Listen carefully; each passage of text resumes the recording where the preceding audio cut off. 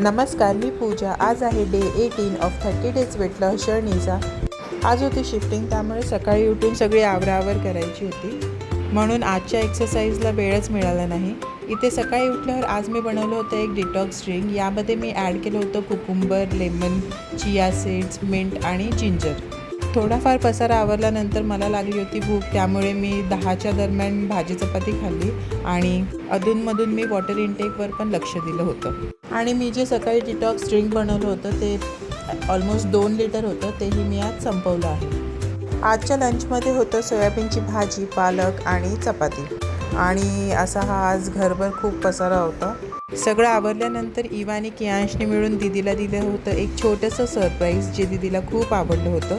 त्यानंतर इवा आणि कियांसाठी लागणाऱ्या ज्या गरजेच्या गोष्टी आहेत ते मी माझ्यासोबतच घेतल्या आणि आम्ही निघालो आमच्या नवीन घराकडे.